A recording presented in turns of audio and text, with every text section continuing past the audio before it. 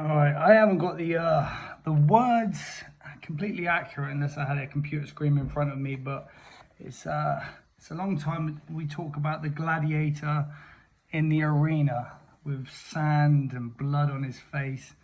You know, these guys, they leave it all out there.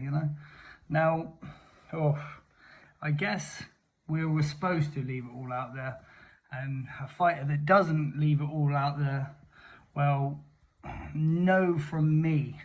It's going to come back to haunt you.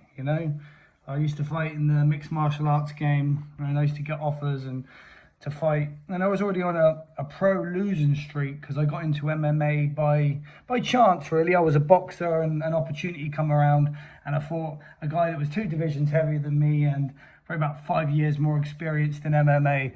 And he picked me up and he started elbowing me. I tapped out.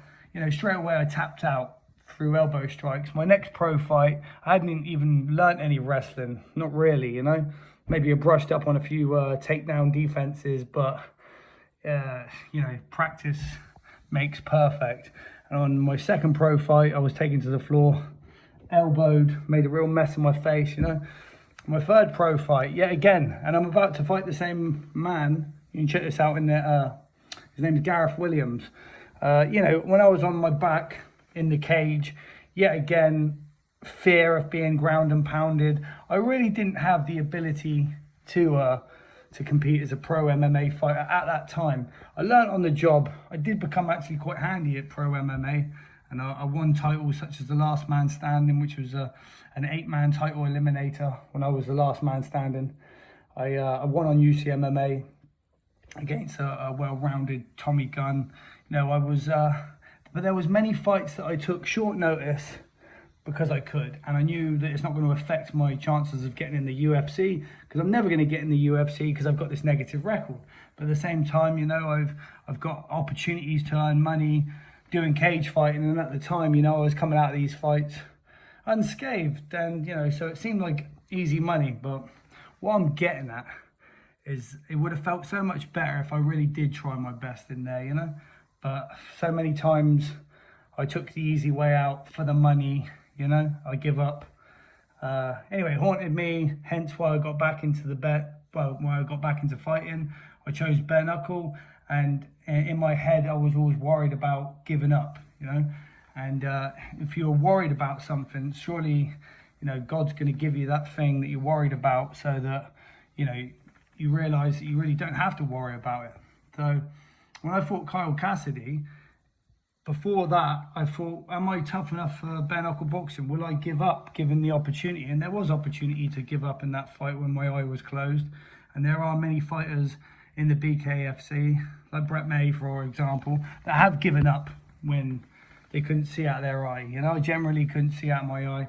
And, I fought that. And from doing so, it was a great feeling, because going into the Danny Christie fight, I knew there wasn't any quit in me, I knew that if I'd been through the Kyle Cassidy fight, then I could go through that again. Now, it doesn't stop you getting fears in fights, and one of my fears is if my hand went like Jack Draper's.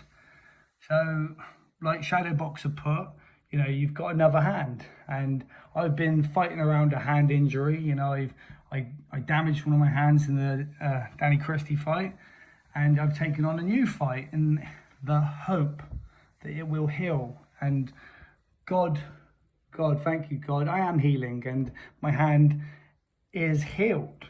I'm not testing it on a pallet, but it's holding up in pads, and it's just started holding up in sparring. So praise be to God, and the human body is amazing, and positivity is amazing, and we can heal our bodies through positive thoughts. Our bodies renew itself, and using the affirmations is, my body is perfect. Every cell in my body is working perfectly. I am health, I am vitality, I am in perfect working order. This recreates my human body and my experience, and my hand is good, so praise to that, But back to the quitting in fights, So my fear is that I crack my opponent and my left hand hurts like it did in that time when I was sparring, okay? But your adrenaline's going and your hand's fucked, So you just don't use it then because it's going to work. It's going to hurt double worse next time you hit with it, you know? And there's plenty of fighters that have been in that position. They're cut. They've hurt their hand. They've broken it. They don't know. They know it's hurt. But they have to continue fighting. And they win. And they win. Because it's all about mindset, yeah? You have to embrace that belief system, because the moment you start panicking and thinking, I'm going to lose, I'm going to lose, I'm going to lose, that is negativity, yeah? That's when you're looking for a way out, okay? You look, my hand, you know, I can't fight, you know? So look, my corner man wouldn't pull me out of the fight, okay? And I wouldn't pull myself out of the fight, which means I'll be fighting with one hand and I'll go out with my shield, okay? Because you're always going to think, what if, you know? It's going to haunt you, believe me. Talking from experience, being a guy who gave up many times in mixed martial arts, it haunted me, you know? I did get my opportunity of a hero moment. I did get my opportunity to prove that I wasn't a quitter against Kyle Cassidy, and I'm forever grateful for that, you know? So now when I look back on my fighting career, MMA was just preparing me, you know, for what is to come, you know, this bare knuckle fight in which I must admit that my career has only just begun, you know. I've got, it's a new sport, it's a sport for me, it's a sport for the dogs. I'm a dog and I'm in there to the end, you know, and this is all about legacy. Every fight that I get in there is an opportunity for me to add to my legacy in bare knuckle. And I want to be remembered as a tough SLB. So that means I can't quit, whether my hand is broken, whether I can't see out my eye, you know, I've got to go out on my shield. And that's the way it is now, yeah?